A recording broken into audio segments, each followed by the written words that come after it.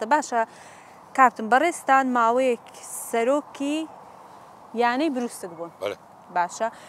ئەو کاتە یانەی بروسکی ژێکێکە لە یانە گەورەکان باشە دەمێ پرسم لە بۆرچە هیچی نەما ئێستا ئەو یانەیە کە ڕەنگ بە ئێستا زۆر یانەی دیکە هەبن زۆر لە پێشەنگ بن زۆر باش بن بە پێچوانەی یانە کۆنەکان ئەمە نادی بروسکمان تەشکیل کرد مەزموعەک جاهێر بوون بەسەر پەرشتی گەدەتانم بڵم کۆنتترین یانەش بوو کۆنتتری نادیە لەسەر ئاستی دەتان لەمسە ئاستی هەولێرە من نازم لە سلێمانیوان کۆنتتر نازم 56 لا مەزرایە بەس بەڵام گۆڕا نادی بروسک و نادی تاقییان لێک دەبووە نادی هەولێر 68 ئەمە کە ئەو مەزموعەیە لە نادی هەولێر اعتزالمان کرد باش بە حکمی وەزیفەم ئەمن زابط شۆرتە بووم نادی پۆلیسماندانە مەزموعە برادەرێکیش نادی ئاسایشی دانا کاک فازیل میرانی وەزیر ناوخۆ بوو وەچی نابی دوو نادی لێکدن کردمان یەک نادی چی لێ بنێ ناوەکەی نادی بروسی دو زیندی نەکەینەوە کاک فرانسۆس بە ڕەحمەت بی حەزی لێ ناوەکەی بچکو بەخۆی لە گۆڵچی نادی بروسک بووە قەدیم لۆ بەغداش مشارەکەمان دەکرد دەبایە نابی نادی شۆرتەبی لەبەرەوەی نادی شۆرتە لە بەغدای هەبوو ئەومان لەنا نادی بروسک لە نادی بروسک استمرارمان کرد کاک فەرسەد دۆلەمەری یادی بەخێر ئێستامایە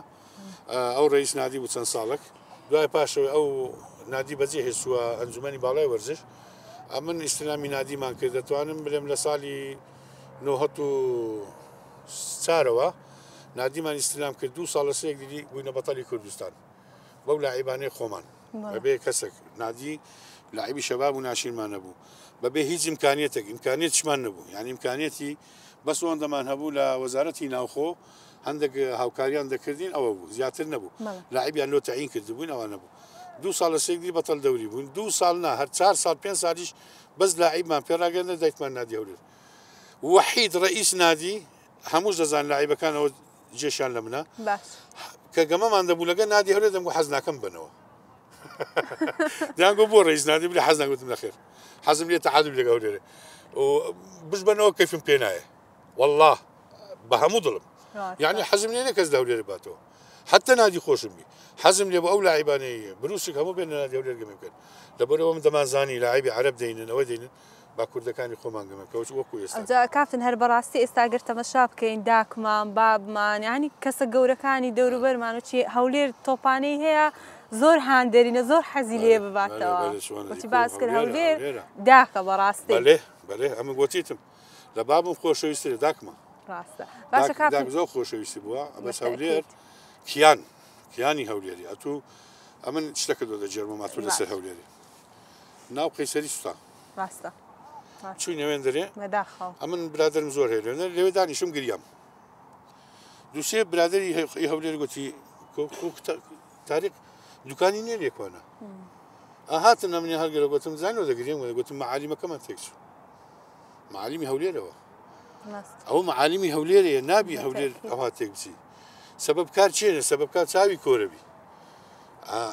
ئەوە زدی هەولێرێ زدی هەموو هەولێرێ بووە نەک زدی بزانم دوکانێک بای دوو دەفتەر سێ دەفتەری سوتا پارێ دەتانی بدەینەوە مشکلەکمانەی لە پارێ بەس معالیمی هەولێرێ بووە حکوومەتەکەی تو کە تەماشا دەکرد لە بە معالیمەکەی تێکچووە نەک وەڵەوە چی پارەچیە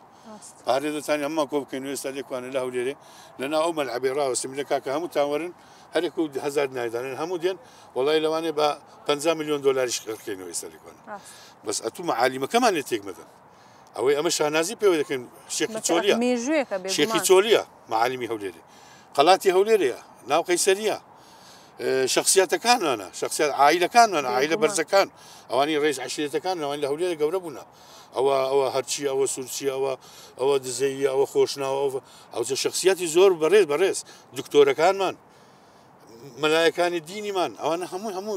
هەیتمان ئەمە زۆرمان هەیە تاریخەمە زۆر گەورەیە